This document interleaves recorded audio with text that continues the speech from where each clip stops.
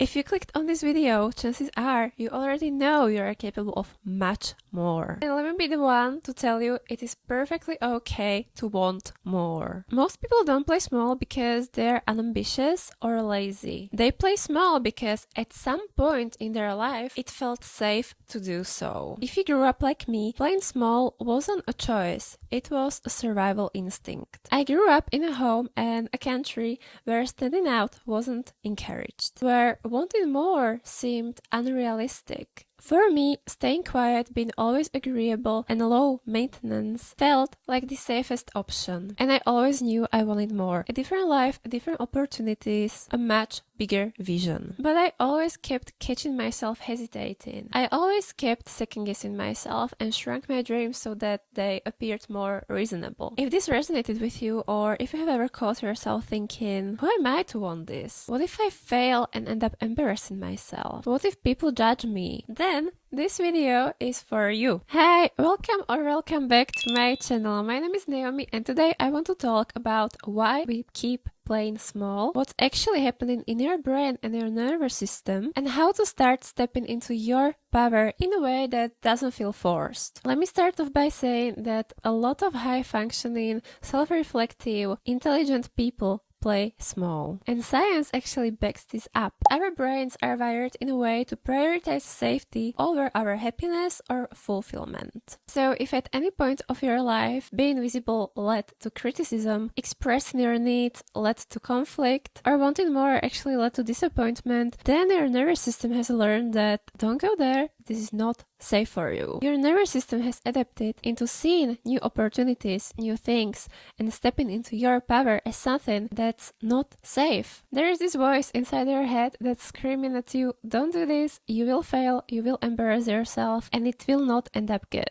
Sometimes this may also look like staying in situations that no longer fit you, setting goals that feel safe rather than exciting, waiting until you feel ready, downplaying your talents, downplaying any compliments you get, or constantly preparing but never actually starting. Trust me, I've been there so many times. And this is actually where things get interesting. Because from the neuroscience perspective, your brain just allows familiarity, even if it feels uncomfortable, or even if you know that you might end up sad or disappointed. This is the way your brain processes these situations. What's familiar is predictable. What's predictable is controllable, and what's controllable is safe. So whenever you think of stepping into a bigger, better version of yourself, whether that means getting a better paid job, doing better in school, educating yourself more, getting to know new people, your brain and your nervous system doesn't get excited. It starts to pop up all these questions, what if, in your brain. This is why so many people self-sabotage right before breakthrough, and why so many people give up before they even reach their goals. It doesn't necessarily mean that you are afraid of failure, you just don't like changes. When things change, you get new responsibilities, new expectations, new identity, and your brain doesn't like this. And here's the thing that changed everything for me. Realizing that we do not sabotage our own goals and ourselves because of some whatever reason. We are just trying to protect our identities. And your identity is engraved deep down in your subconscious. If you still subconsciously believe that you are the quiet one, the weird one, the one who doesn't deserve good things, the one who shouldn't ask for more, then stepping into your power may feel like betrayal. But if you want to grow and actually change something, no matter what it is, growth always requires an identity shift. For example, if you want to be more confident, you have to change your identity from being the shy one, the awkward one, the never liked by anyone, to actually being the confident one. They say fake it till you make it, but it's not really faking it because you are not trying to become someone else. You are trying to become more honest version of you. I don't think anyone actually wants to feel insecure or not confident or unhappy with their life, but it requires a lot of time and a lot of effort. In order to change this, you have to work on your identity and healing your emotions. Stop asking yourself what's realistic. Reality is so subjective. If there was a situation that happened and there was a group of 10 people, each person would tell you a slightly different version. And that's how life simply is. What people often mean by realistic just means socially acceptable. But if you want to be really happy and content in your life, you need to be honest with yourself. If you want more freedom, more happiness, more visibility, you do not need to know fully how you will get it. You just need to admit that you want this. Come into fruition with the fact that it's okay to want it. Because even if someone has this big dream, it often feels embarrassing to admit it. For example, someone wants to be the best hockey player, or someone wants to write their own book, direct a movie, or do something that's not really something most people do in their life. And many people will give you the side eye if you admit that this is something you want. But the moment you honor this and say it proudly and stop caring what anyone else is going to say, things will change like this, like so fast. Your nervous system cannot work towards something you do not want to acknowledge. One of the biggest tips I can give you is to normalize discomfort.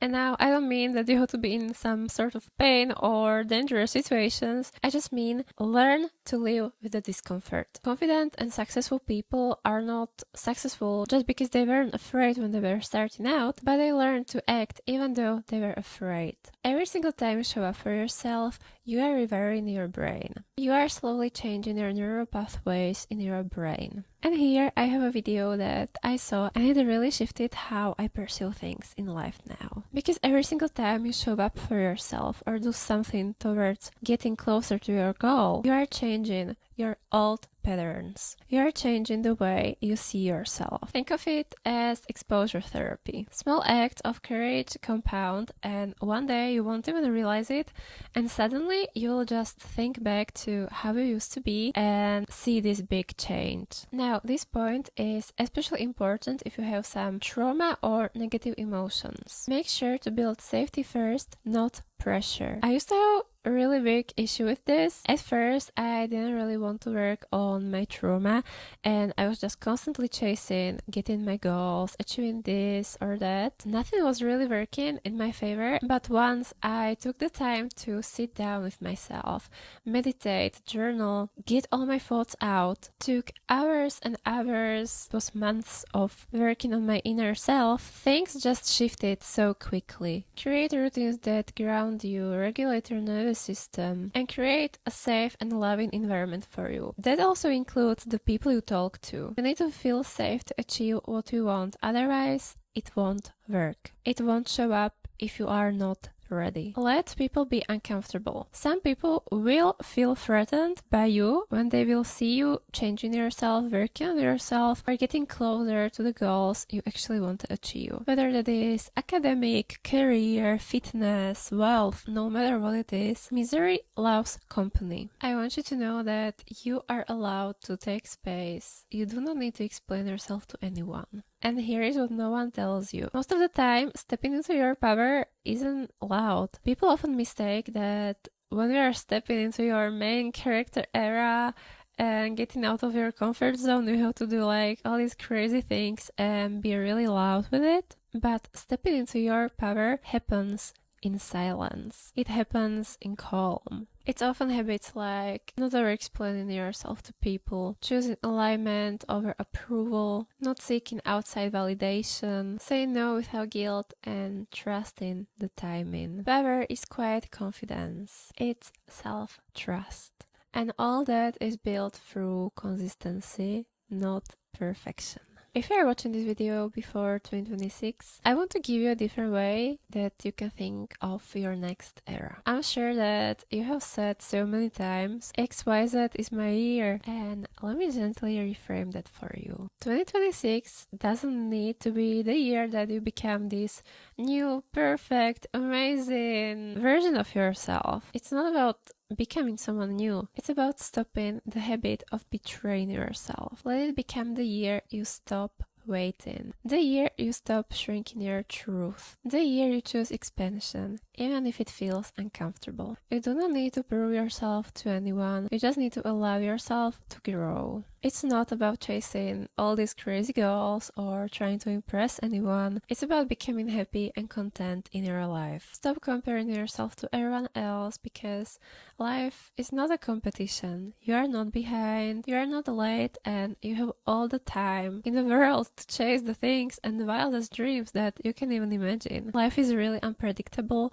We don't know how much time we have left on this gorgeous planet. So if there is one thing you take away from this video, it's to stop waiting. If there is something you really want to do, just do it. If this video resonated with you, I would be so insanely grateful if you could like and leave a comment. And if you're on a journey of healing, growth, and building a life that you genuinely love, then you are very welcome to join us on this channel. Please don't forget to subscribe, and I hope to see you in the next video as well. Bye!